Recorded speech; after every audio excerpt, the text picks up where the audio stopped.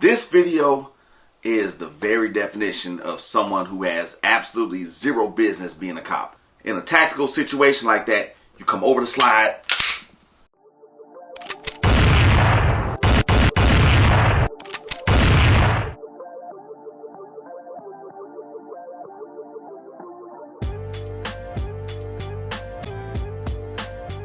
Hello everyone, welcome back to Tactical Safety. Today we're going to talk about an incident that happened in Houston last month.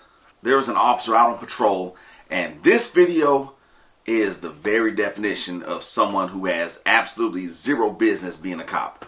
So the call was a suspicious man walking back and forth in front of an elementary school with a pink bag and a gun visible, like holding a gun while pacing back and forth by the elementary school. So of course they called 911, which they should have, and then see what happens when the cop shows up. So I'm gonna stop it a couple times and we're gonna talk about this craziness. Check this out.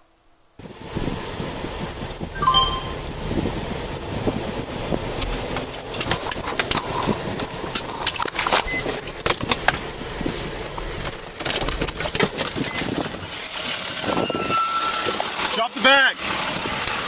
Drop the bag. 1713 making contact. Drop the bag. Now, you see already, did you notice how the dude switched the bag from his right hand to his left hand? That was because most people are right-handed.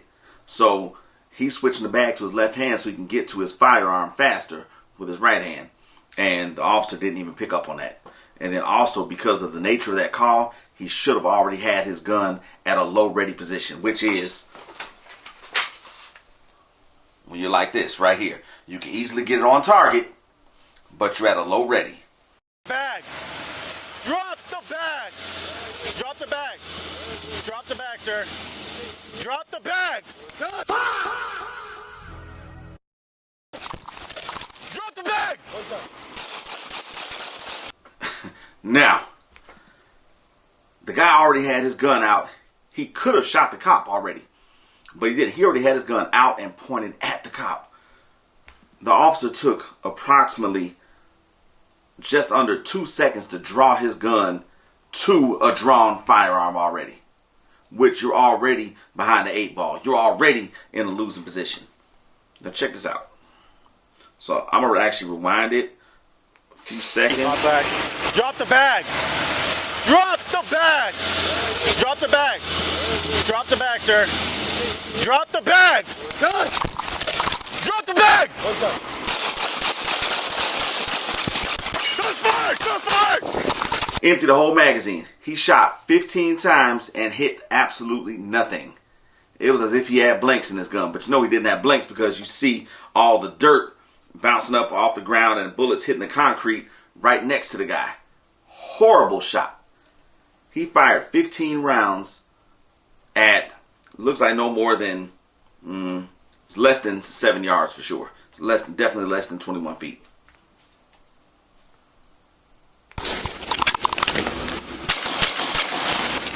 Reloading and firing again.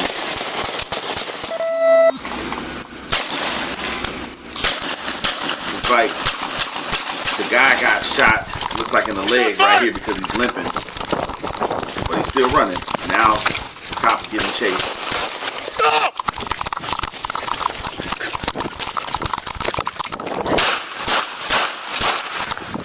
Now the body cam footage. That was the dash cam footage. Drop the bag. Drop the bag. You're going to count 15 shots. Drop the bag. Drop the bag. Drop the bag. Drop the bag, sir. Drop the bag. Good. Drop the bag. Shots fired. Shots fired. Now the reload. Slow reload.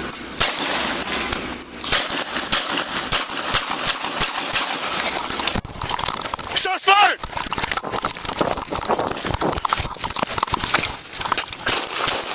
Stop.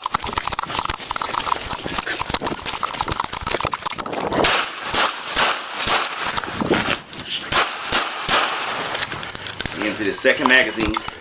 Reloading the third time. slow reload again. I'm in apartment complex. Suspect's down. Let's see, right here. Hands. So I can show you. Let me see your hands.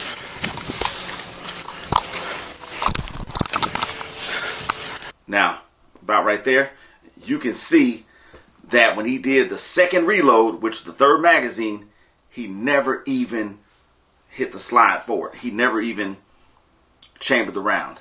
He just put the magazine in. And so right here, the guy is actually dead. Luckily, because if the guy was still alive, he still had his firearm on him. He could have finished the cop off right there. But I don't know what this cop was thinking. He didn't even chamber the round, because in a critical situation like that, your fine motor skills are gone. Like I've said numerous times before, you're not going to be able to hit some tiny little slide release, and it looks like he has a Glock. I'm not sure what model is. Probably a Glock 22, which is a full-size 40 caliber. I have one of those too, but I just don't feel like grabbing it right now. This is a Glock 29, 10 millimeter, mid-size. So all Glocks have the exact same slide release. So when your slide is locked to the rear, after you put a new magazine in tactical training, you never ever use the mag release, because it's so small. Like I said, in a critical situation, you're not going to have the fine motor skills to manipulate that. It ain't going to happen. In a tactical situation like that, you come over the slide, and then if you have a red dot on your slide, then it's even easier, because you could just hit this with this part of your hand right here and release that slide lock and chamber it.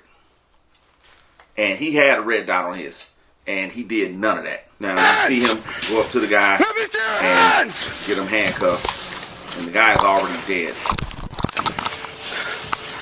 I'm in an apartment complex just north of my vehicle. You can see, still not chambered. Suspect down. If he would have come up with his gun right now, the officer would have no chance.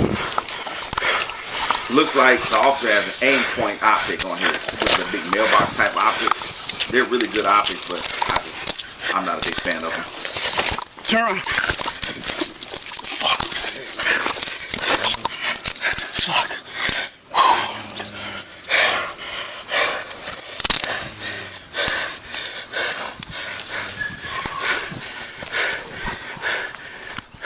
Hey, come inside the gate. I'm in front of the red truck. If that ain't an example of piss poor marksmanship skills, I don't know what is. Just about everybody I know can shoot way better than this, and they're regular civilians. This is horrible right here. He's lucky he didn't get killed.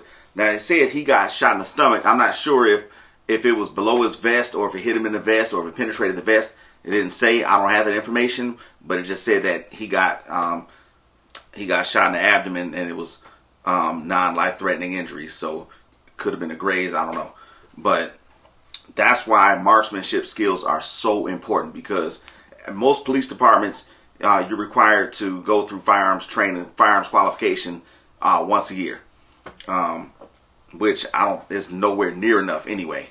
Because when I was a cop, I always practiced probably every other week or so. Now I probably practice 2 to 3 times a week. You got to keep the skills up. Marksmanship skills are a perishable skill, which means that if you don't regularly practice, it goes away. And this is a prime example of it right here. That was horrible marksmanship skills. And so if you're going to carry a firearm, whether it's for your profession or for your just personal protection, you've got to practice. And speaking of practicing, we have classes coming up that I'm teaching in May as well as June, and I'm going to put the links to those classes in the description box. So all you got to do is click on those links to find out more. You can sign up and learn more. We do beginner, intermediate, and advanced training. Everybody needs to hone their skills. Everybody. If you never held a gun before, hey, you need to take my class. If you're experienced and you want a little more training, you need to take my class. It really is just that simple. So click on the link, and my email address is tacticalsafetyga@gmail.com. That's tacticalsafetyga@gmail.com. So remember to stay armed, stay vigilant, and stay tactical. We'll see y'all next time.